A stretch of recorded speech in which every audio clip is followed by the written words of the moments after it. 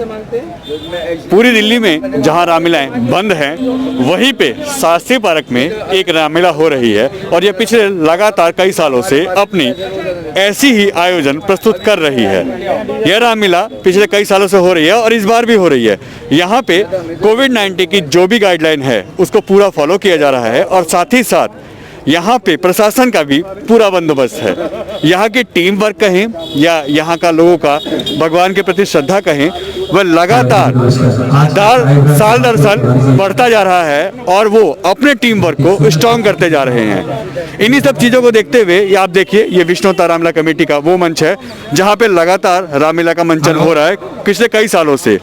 और इन्हीं सब चीज़ों को देखते हुए यहाँ पे जो प्रशासन की गाइडलाइन है उनको भी फॉलो किया जा रहा है। ये कोविड-19 के गणेश भगवान की वो इंस्ट्रक्शन है जो फॉलो कराए जा रहे हैं दिल्ली पुलिस के साथ के। और आप देख सकते हैं कि चारों साइड लोग के लिए जो अरेंज किया गया है, सिटिंग के लिए व्यवस्था की गई है।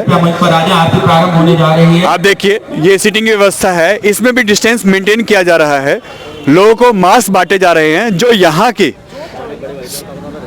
आयोजक जो हैं, जो रामलीला कमेटी के संगठन के सभी लोग हैं, वो अपनी तरफ से बांट रहे हैं। जो बिना मास्क के दिख रहा है या तो उसको मास्क दिया जा रहा है, अगर वो उसको फॉलो नहीं कर रहा है तो उसको यहाँ से हटाया जा रहा है। उसको बोला जा रहा है कि या तो मास्क पहनिए वरना जाइए। और आप सीधे देखिए, ये सामने ये सैनिटाइज मशीन है, बिना इसके एंट्री के आप अगर इसमें से नहीं आते हैं तो आपको एंट्री नहीं मिल रही है। पुलिस प्रशासन भी कर रहा है ये काम, साथ ही साथ यहाँ के जो वॉलंटियर हैं, यहाँ के जो सिक्योरिटी गार्ड हैं वो भी कर रहे हैं।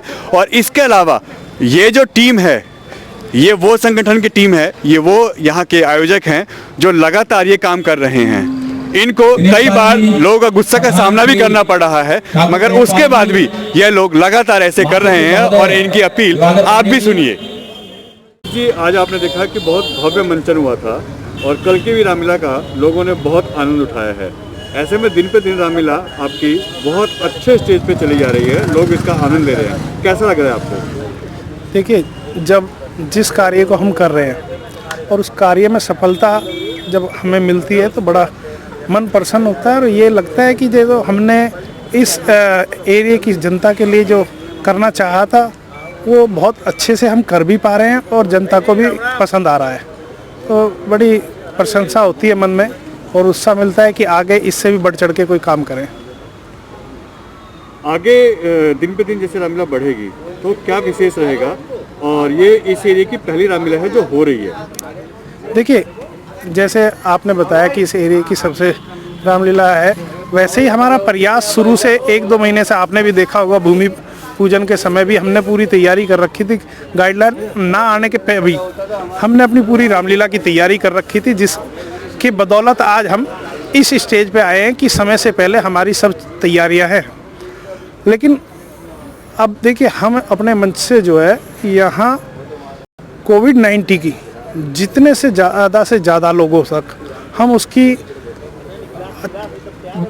बातों को बता सके, उसका प्रचार कर सके, ये रामलीला का इस वर्ष का पूर्ण रूप से धैर्य है कि भाई कोविड-19 से जागरूकता कैसे फैलाई जाए, पब्लिक में कैसे मैसेज किया जाए। जैसे हमने कल भी धनुष तोड़ने की समय में भी हमने पीपी किट में महाराजा एक पेश किए थे और उन्होंने अपनी तरफ से एक अपील की थी जनता से कि कोविड-19 अभी ख़त्म नहीं हुआ है, उसके लिए सुविधा जैसे जैसे हम सरकार गाइडलाइन जारी कर रही है उसको हम कैसे फॉलो करें।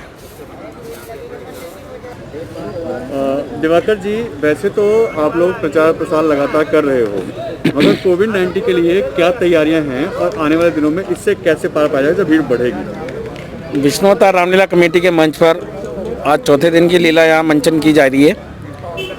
यहाँ हम समय समय पर आने वाले सभी श्रद्धालुओं और दर्शकों को अपील के माध्यम से उनसे सोशल डिस्टेंसिंग का पालन करने के लिए, चेहरे पे मास्क लगा के आने के लिए और अगर संभव है तो ज़्यादा से ज़्यादा घर पे भी अपने हाथ धोने के लिए प्रेरित करते हैं।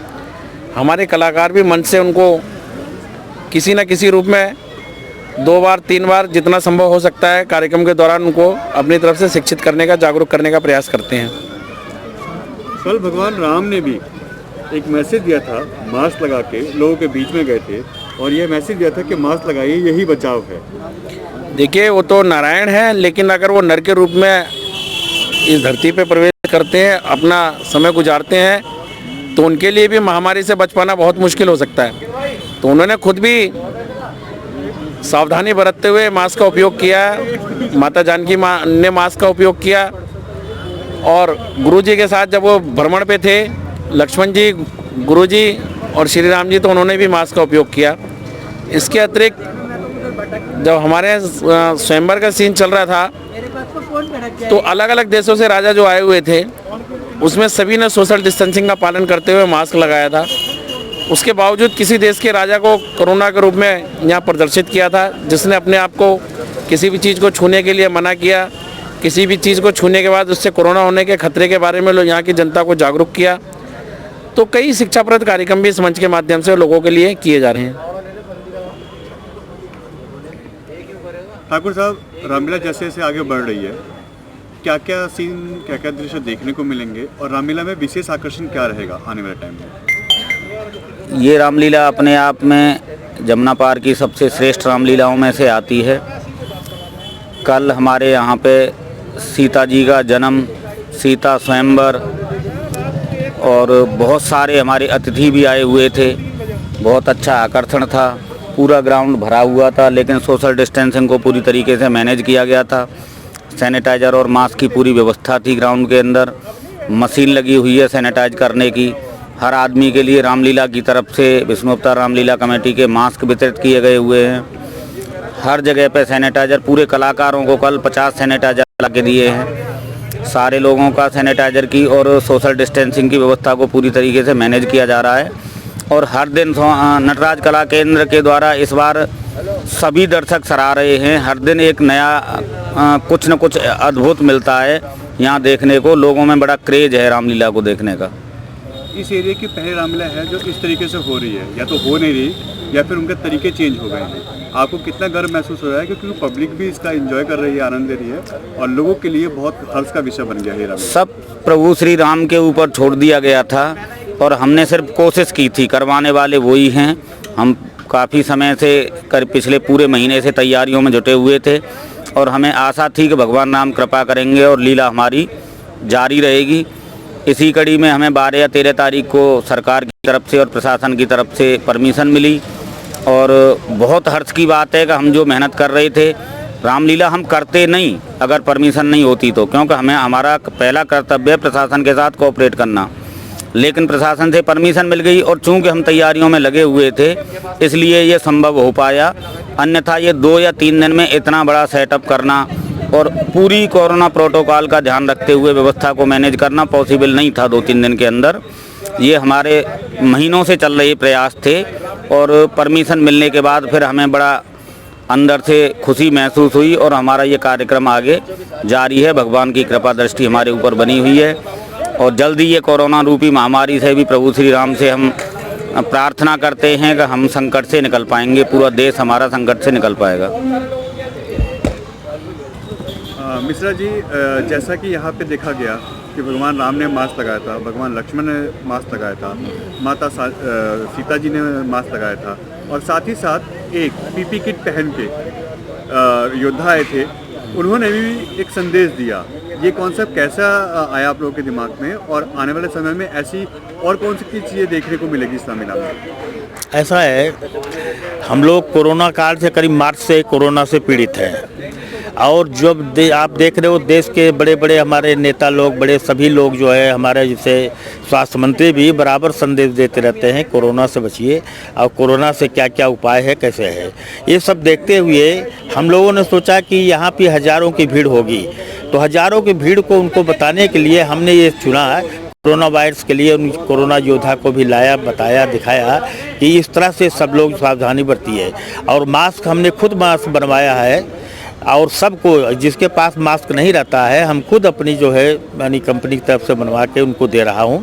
और सैनिटाइजर का पूरा इंतजाम है, जैसे हमारे प्रधान जी ने बताया है, पूरी हमारी व्यवस्था है, उसमें कोई दिक्कत नहीं है। और आगे भी जब तक मतलब रावण दहन नहीं हो जाता है तब तक हम पूरा इसी तरह से करेंगे।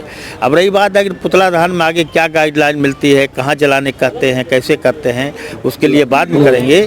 लेकिन इस ग्राउंड के अंदर जो हमारी व्यवस्था है वो बहुत ही बेजोड़ है, इसमें किसी प्रकार की कोई कमी नहीं है।